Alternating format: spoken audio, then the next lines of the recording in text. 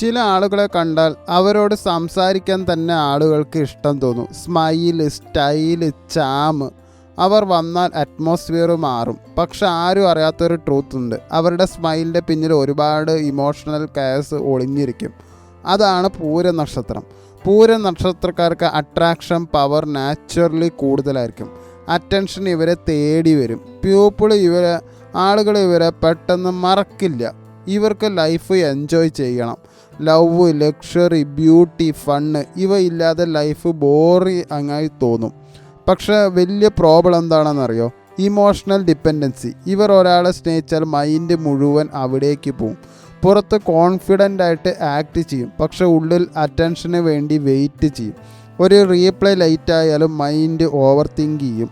പൂരം നക്ഷത്രക്കാർക്ക് ഒറ്റപ്പെടൽ വളരെ ഡേഞ്ചറസ് ആണ്. കാരണം ഒറ്റപ്പെട്ടാൽ പഴയ മെമ്മറീസ് എല്ലാം ഇവരുടെ മനസ്സിൽ കടന്ന് കളിക്കും. ഇവർക്ക് വാലിഡേഷൻ സീക്രട്ടിലി വേണം. ആളുകളെ അഡ്മയർ ചെയ്യണം, സ്പെഷ്യലായി ട്രീറ്റ് ചെയ്യണം. പക്ഷേ വീക്ക്നെസ് പുറത്ത് കാണിക്കാൻ പേടിയുണ്ട്. മെയ് മാസം പൂര നക്ഷത്രക്കാർക്ക് ഇമോഷണലി നല്ല കൺഫ്യൂഷനായിരുന്നു. റിലേഷൻഷിപ്പിൽ നല്ല മിസ്അണ്ടർസ്റ്റാൻഡിങ് ഉണ്ടായിരുന്നു. സാമ്പത്തിക മണി സ്പെൻഡിങ്ങിൻ്റെ പ്രശ്നം, കരിയറിൽ ഡിസ്ട്രാക്ഷൻ, മൂഡ് സ്വിങ്സ്. പുറത്തെ ഹാപ്പിയായി നടന്നെങ്കിലും ഉള്ളിൽ ഇമോഷണൽ പ്രഷർ നന്നായിട്ടുണ്ടായിരുന്നു. ചിലർക്ക് പഴയ പ്രണയം വീണ്ടും ഓർമ്മ വന്നിരിക്കാം. ചിലർക്ക് എന്നെ ഇഗ്നോർ ചെയ്യുന്ന ഫീലിങ്സ് വന്നിരിക്കാം. പക്ഷേ ജൂൺ മാസം പൂര നക്ഷത്രക്കാർക്ക് ഒരു അട്രാക്ഷൻ മന്ത് തന്നെയാണ്.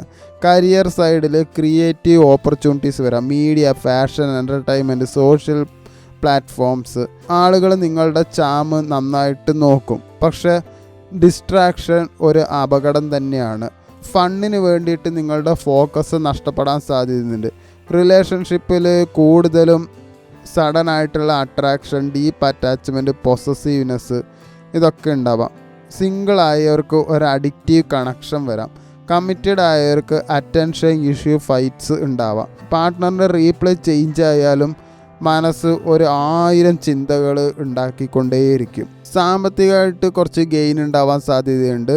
പബ്ലിക് ഇമേജ് വഴി ഒരു ഓപ്പർച്യൂണിറ്റീസൊക്കെ എന്തായാലും വരാം. പക്ഷെ നിങ്ങൾ പൈസ കൺട്രോൾ ചെയ്തേ പറ്റുള്ളൂ. നിങ്ങൾ വെറുതെ ആവശ്യമില്ലാണ്ട് ലക്ഷറിക്ക്, ഷോപ്പിംഗ്, ട്രിപ്പ്, മറ്റുള്ളവരെ കാണിക്കാൻ വേണ്ടിയിട്ടൊക്കെ പൈസ ചിലവാക്കിക്കൊണ്ടേയിരിക്കും.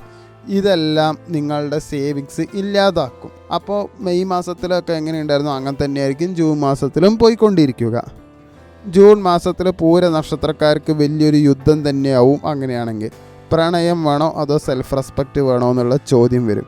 ഒരു സ്ഥലത്ത് എനിക്ക് അറ്റൻഷൻ വേണം, മറ്റു സ്ഥലത്ത് ഞാൻ ഹേർട്ട് ആവരുത് എന്നൊരു വിചാരം. പൂര നക്ഷത്രക്കാർക്കൊരു ആരോടും പറയാതെ ഒരു പേടിയുണ്ട്, എന്നെ മാറ്റി നിർത്തുമോ എന്നത്. അതുകൊണ്ട് ചിലപ്പോൾ ആളുകളോട് പ്ലീസ് ചെയ്യാനും നിൽക്കും. അല്ലെങ്കിൽ സഡൻലി ഒരു കോൾഡായി മാറാനും സാധ്യതയുണ്ട്. നിങ്ങൾ സ്നേഹിച്ചാൽ ലൈഫ് ബ്യൂട്ടിഫുൾ ആവും. പക്ഷേ ഹേർട്ടായാലോ നിങ്ങളുടെ സൈലൻസ് പോലും കുറച്ച് ഡേഞ്ചർ ആയിരിക്കും. പുറത്ത് ചാമായിരിക്കും, ഉള്ളിൽ ഒബ്സഷനാണ്. അതാണ് പൂര നക്ഷത്രം.